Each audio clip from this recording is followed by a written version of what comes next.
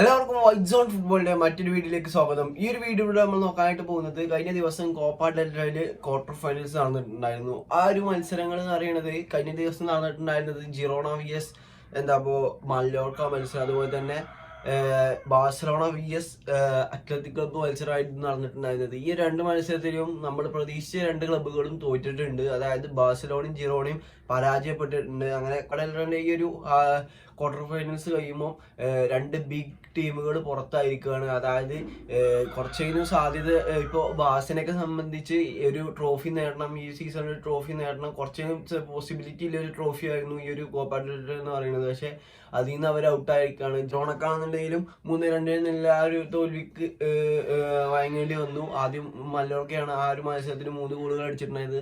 ബാഴ്സൊക്കെ ആണെന്നുണ്ടെങ്കിൽ Barca full time കഴിഞ്ഞപ്പോൾ 2-2 score വന്നിട്ടുണ്ടായിരുന്നത്. അതിനുശേഷമാണ് എക്സ്ട്രാ ടൈമിലാണ് ഈ ഒരു 2 ഗോളുകൾ ഈ ഒരു അത്ലറ്റിക് ക്ലബ്ബ് അടിച്ചിട്ടുണ്ടായിരുന്നത്. അതിൻ്റെ ഇടയ്ക്ക് കൂടെ ഈ ഒരു യാമീൻ യമാലിനൊക്കെ നല്ലൊരു ഫ്രീ ചാൻസ് ഒക്കെ കിട്ടിയിട്ടുണ്ടായിരുന്നു. പക്ഷെ അതൊന്നും ഫിനിഷ് ചെയ്യാൻ കഴിഞ്ഞിട്ടുണ്ടായിരുന്നു. കാരണം അങ്ങനെയുള്ള ഒരു മത്സരമായിരുന്നു ബാഴ്സയെ സംബന്ധിച്ചിടത്തോളം. അങ്ങനെ ഈ ഒരു ഇതൊക്കെ കഴിയുമ്പോൾ അത്ലറ്റിക്കോ മാഡ്രിഡ് ആണ് ഇപ്പോൾ ഈ ഒരു കോപ്പ ഡെൽ റേയിൽ ഫേവറേറ്റ്സ് ആയിട്ട് കണ്ടുവരുന്ന ടീം എന്ന് പറയുന്നത്. ഇനി അത്ലറ്റിക്കോ മാഡ്രിഡിന് ഒരു മത്സരം വരുന്നുണ്ട്, അത് സെവിയനോടാണ്. ക്വാർട്ടർ ഫൈനലിൽ അത്ലറ്റിക്കോ മാഡ്രിഡ് നേരിടേണ്ടത്. അപ്പോൾ അങ്ങനെ നോക്കുകയാണെന്നുണ്ടെങ്കിൽ അത്ലറ്റിക്കോ മാഡ്രിഡിന് ഈ ഒരു സീസണിൽ ഒരു കപ്പ് നേടാനുള്ള പോസിബിലിറ്റിയാണ് ഇപ്പോൾ തുറന്നു വരുന്നത്. അപ്പോൾ ഈ ഒരു വർഷത്തെ കോപ്പ ഡെൽ റേ ചാമ്പ്യന്മാർ അത്ലറ്റിക്കോ മാഡ്രിഡ് ആകാനുള്ള ചാൻസ് കൂടുതലാണ്. ഇനി നമ്മൾ പ്രീമിയർ ലീഗിൽ EFL കപ്പ് എടുത്ത് നോക്കുകയാണെന്നുണ്ടെങ്കിൽ അവിടെ കാർബോ കപ്പിൽ ഇപ്പോൾ ഫൈനൽ എത്തിയിട്ടുള്ളത് ചെൽസി VS ലിവർപൂൾ മത്സരമാണ് ഫൈനൽ നടക്കാൻ പോകുക ഈ ഒരു വെംബ്ലിയിൽ വെച്ച് കാണുന്നത്.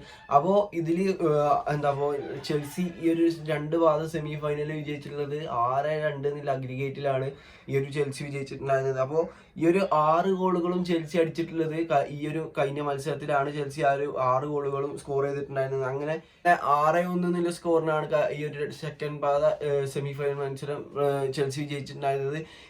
ഈ ഒരു ഫസ്റ്റ് നടന്ന മത്സരത്തിൽ ഈ ഒരു സെക്കൻഡ് ഡിവിഷൻ ക്ലബ്ബായിട്ടുള്ള മിഡിൽസ്ബർഗ് ആയിരുന്നു വിജയിച്ചിട്ടുണ്ടായിരുന്നത്. അങ്ങനെ ഈ ഒരു റിസൾട്ടാണ് ചെൽസിക്ക് ആ ഒരു ഇതിൽ ഉണ്ടാക്കാൻ കഴിയുള്ളത്. സെക്കൻഡ് പാദത്തിൽ നല്ലൊരു കംബാക്ക് അടിച്ചുകൊണ്ട് ഈ ഒരു EFL കപ്പിന്റെ ഫൈനലിലേക്ക് ചെൽസി പ്രവേശിക്കുകയാണ്. അങ്ങനെ അത് പറഞ്ഞാൽ ഫുൾഹാം VS ലിവർപൂൾ ആണ്. ലിവർപൂൾ ഫുൾഹാമിനെതിരെ 3-2 എന്നുള്ള അഗ്രിഗേറ്റ് സ്കോറിനാണ് ഈ ഒരു മത്സരം വിജയിച്ചിട്ടുള്ളത്. അപ്പോൾ ഈ ഒരു മത്സരം ഇനി നടക്കാനായിട്ട് പോകുന്നത്, അതായത് ഈ ഒരു EFL കപ്പിന്റെ ഫൈനൽ നടക്കാൻ പോകുന്നത് ഇപ്പോൾ അടുത്ത മാസം 25-ാം തീയതി ആവും ആ ഒരു ഫൈനൽ നടക്കാൻ പോകുന്നത്. അപ്പോൾ ഈ ഒരു മത്സരം നടക്കാൻ പോകുക നമുക്കറിയാം വെംബ്ലി സ്റ്റേഡിയത്തിൽ വെച്ചാണ്. അപ്പോൾ കഴിഞ്ഞ സീസണിൽ മാഞ്ചസ്റ്റർ യുണൈറ്റഡ് ആയിരുന്നു ഈ ഒരു കോമ്പറ്റീഷനിൽ വിന്നർ ആയിട്ടുണ്ടായിരുന്നത്.